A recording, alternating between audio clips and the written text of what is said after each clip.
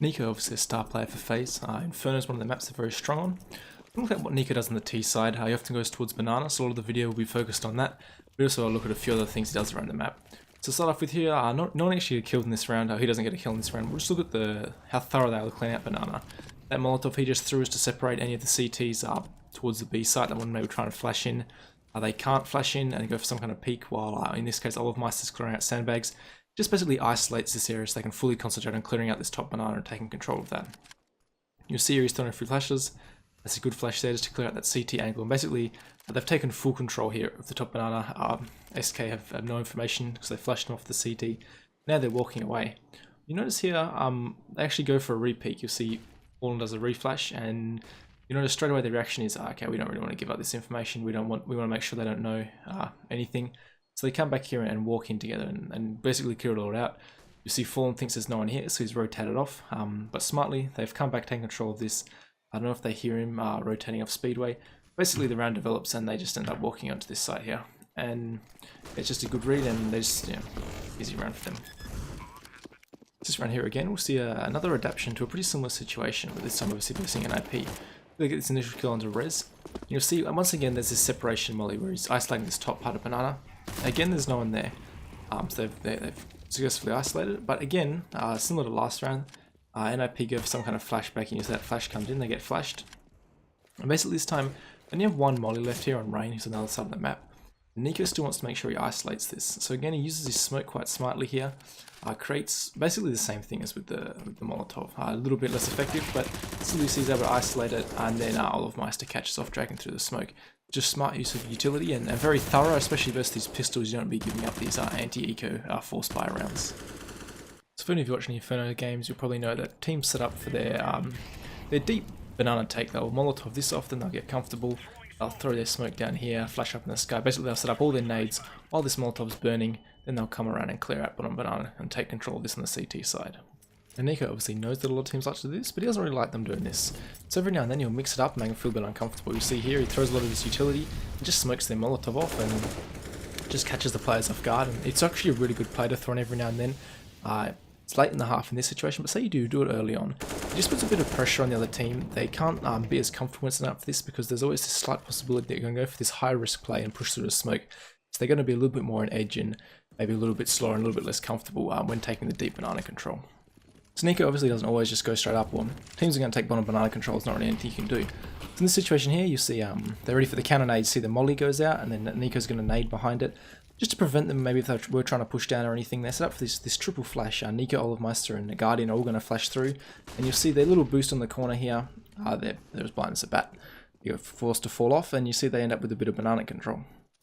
So what we're thinking, well, they're good at playing pretty passive on that one. What happens if they get more aggressive, they try and push down? Well, this is what happens right here. So you stand around again, exactly the same thing. This is basically a repeat. Molly comes out, Olive throws his second molly, as we saw last time again, and this time Niko throws his nade, and because they're getting aggressive, you see the damage this nade does. Look at Elijah's HP. Even Nitro does about 60 points of damage, 60-70 points. And these three flashes all come in, and again, look at this, all three players, JDM, Elijah, Nitro, also blind. Nitro's randomly spraying, and you'll see here, Niko gets traded out, but Olive is here, he gets both these kills off. Doesn't anticipate the third player in there, surprisingly, since a lot of teams do go for this 3-man early B setup. He had his gun out, he could have possibly killed JDM, it could have been a 4v2. Obviously JDM definitely has a chance of winning that fight. You just see how all three players were flashed and how effective this retake of the B banana is. If you're interested in the flashes, they're just pretty simple. I mean, Niko is one just kind of like, got ones from here. I mean, Guardians is actually pops in a pretty similar spot. He just ends up in a position and he just throws it. They're pretty general flashes, but you see these flashes are quite effective at getting anyone playing these areas. You see these pop up here, and even if you're playing close, they'll pop. That one actually threw pretty badly, but normally pops just out here, so it will get anyone playing this corner. And Oliv's flash, Olofmeister's flash was obviously just an underarm one like that, and you can see how that pretty much blinds anyone holding this kind of angle. Even on the first clip, it blinded them holding this angle because it did pop out there. So pretty strong flashes, and if you want to use them, go ahead. So down here, obviously they have banana control, they're going for some kind of execute. And Niko's entry style is pretty unique here. You'll see he's actually jumping in before the smoke blooms in CT. And you'll see this actually completely catches Glaive off guard. Glaive's trying to do some cannonades, but Niko's just in way too fast for it. It's just an option to throw in every now and then. It's just this, going overly aggressive almost it seems, but just going a little bit before the smokes pop. And you see definitely catches Glaive off guard. Obviously you want to go for your standard way sometimes as well, just wait for the smokes to pop, throw your flashes in, but this is definitely a good way, again, to catch players off guard. Another just variants you can put into your game, and yeah, something Niko obviously does. So Niko definitely spends most of his time towards banana, just as an average general rule of thumb. He does come towards A, and often he likes to come at this balcony area, and he has a few little tricks up his sleeve. Sees one of them, you see as the liquids start pushing up short here, he has these flashy throws for his teammate coming out. It's Carrigan, I believe, with the Mac 10, so obviously the SMG plays a role in this. You see this flash here, would team flash anyone coming up short, but it's a great bait flash for Carrigan to come out. He actually does team flash rain, but you just see whoever that was on the balcony, I actually can't remember, I think it was Twists, just gets completely baited out by that one flash coming out. He has to shoot Carrigan, and Carrigan's just moving with the flash, so it's an easy cleanup for Niko. Obviously this balcony roll can be used just to go straight out like I showed in the last clip. In this clip you can see it's also a very good roll to support from. There's very few angles that you can isolate it without also looking at short, or in this case out towards long area, and you'll see here he completely catches Forest off guard.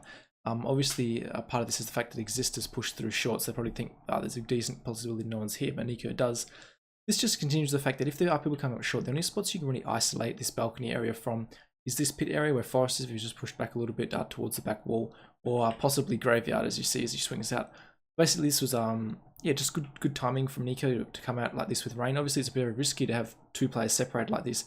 When it's 4v2, it's what they had to do, and basically in any rounds there's multiple different ways to play the balcony. As I said, you can be more of a support player, but you can also be more of the crazy entry with the flashes like I showed.